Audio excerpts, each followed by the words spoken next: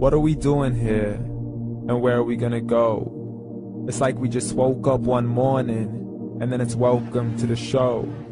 Don't ask any questions, just go with the flow. Make as much money as you can and try your best not to get broke. Copy everything you see on the TV, from the hairstyles to the clothes, and don't think too often, just do exactly as you're told.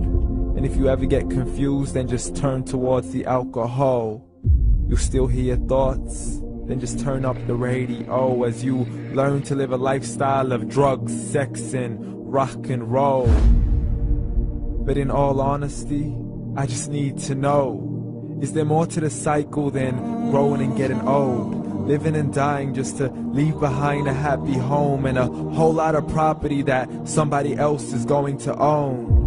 I just really need to know before the casket's closed, 'cause I'm not willing to gamble with my soul, nor am I ready to take any chances. These are just simple life questions and I'm just searching for some answers.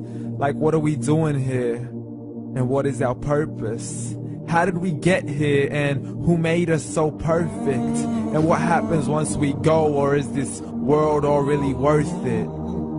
Questions we don't answer because apparently we don't really have to. There's no purpose to this life and our existence is merely natural. Then in that case, please let me ask you, did you create yourself, or was it somebody else who had fashioned you? 'Cause you're a being that's impeccable, faultless and unparalleled. You're a product of supreme intelligence and I'm merely being rational.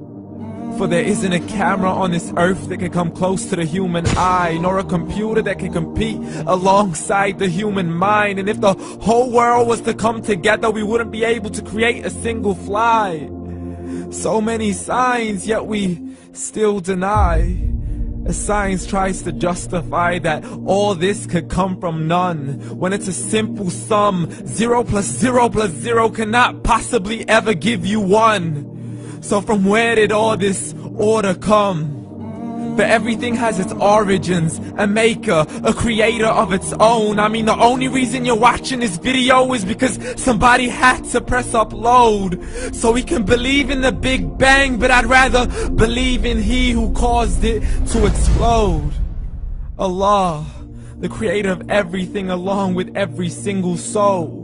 The ever-living, the master, the only one who is in control. Unlike his creation, beyond our imagination. And no, he's not a man, nor does he have any partners in association. He's on his own. And no, he did not ever leave us alone. Just like every manufacturer, he left us with an instruction manual. The Quran and Islam, and I'm sorry to jump to conclusions, but it's the only one possible.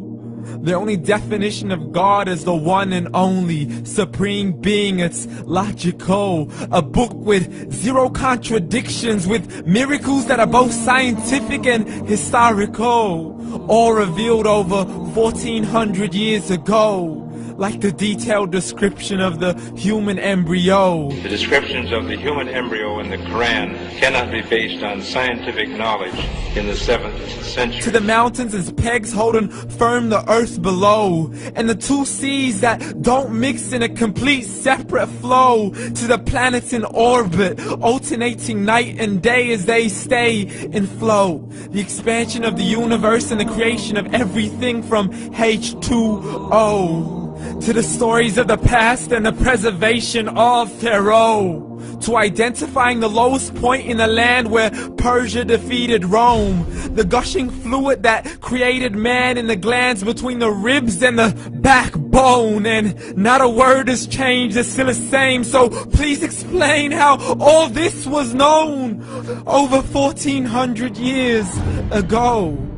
To a man who couldn't read or write, as he would recite whatever the angels spoke. And if you still don't believe, please try to come up with something that's even close. But you can't, so we took God as a mockery and his messengers as a joke. Muhammad could not read or write.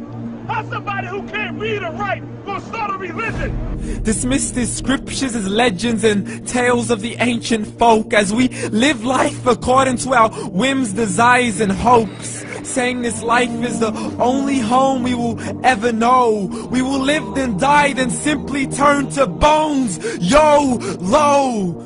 Correction, after the grass dies, the rain arrives and it regrows, and Allah promises to do the same thing to your very soul and bring you back from your very fingertips to your toes, as the all-seeing supreme being watches us so close, and we are surely being tested in our wealth, our health, and our self, and everything that we've been blessed with. So believe, for we will surely be resurrected and be brought back to our Lord and account for every single deed, as He hands us our books and orders us to read.